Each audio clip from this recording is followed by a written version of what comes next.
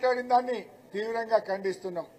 తమ్మిడిహట్టి దగ్గర ప్రాజెక్టు వద్దన్నారు కనుకనే మేం ప్రత్యామ్నాయం కట్టినాం కనుకనే ఇదే సెంట్రల్ వాటర్ కమిషన్, ఇదే బీజేపీ కేంద్ర ప్రభుత్వం కాళేశ్వరం ప్రాజెక్టుకు అన్ని అనుమతులు మంజూరు చేసింది. ఒకవేళ తమ్మిడిహట్టి దగ్గర నీళ్లుంటే ఎందుకు అనుమతులు ఇస్తారు మాకు?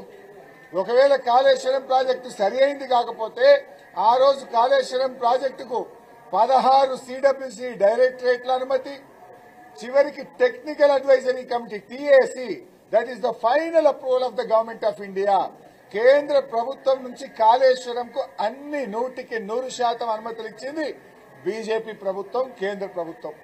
ఒకవేళ నీళ్లు లేకపోతే ప్రాజెక్టులో తప్పుంటే ఎందుకు కేంద్ర ప్రభుత్వం ఇస్తుంది అని చెప్పి నేను అడుగుతా ఉన్నా.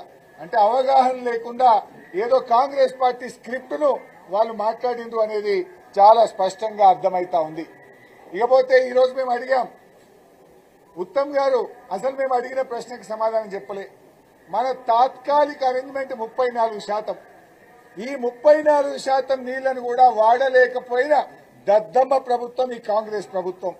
ఈ రోజు 1020 టీఎంసీలు వస్తే 34% ప్రకారంగా కూడా వాడాల్సిన నీళ్లు వాడలే.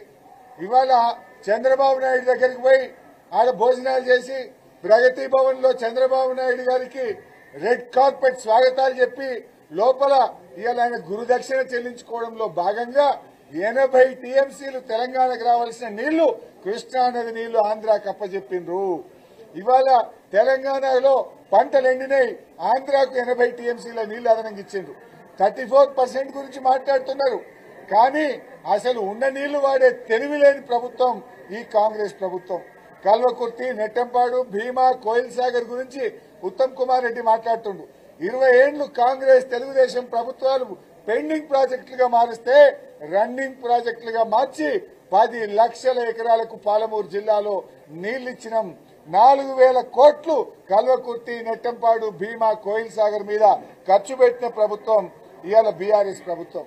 ఇవాళ ఈ కాంగ్రెస్ ప్రభుత్వం ఆర్డీఎస్ లో మనకు 15.6 టీఎంసీలు నీళ్ల కేటాయింపులుంటే కేవలం 6 టీఎంసీలే వాడింది. అదేవిధంగా భీమాలో 20 టీఎంసీలు తెలంగాణ కేటాయింపు ఉంటే కేవలం 8 టీఎంసీలే వాడిండ్రు. కృష్ణాలో 80 టీఎంసీలు తక్కువ వాడి ఆంధ్రాకు అప్పచెప్పి తెలంగాణకు ద్రోహం చేసిన చేతగాని ప్రభుత్వం ఈ కాంగ్రెస్ ప్రభుత్వం. సభలో మాట్లాడమంటే మైక్ ఇవ్వకుండా ఈ రోజు పూర్తిగా బుల్డోజ్ చేసే ప్రయత్నం చేసినారు. దీన్ని సభ జరిగిన తీరును మేము చాలా తీవ్రంగా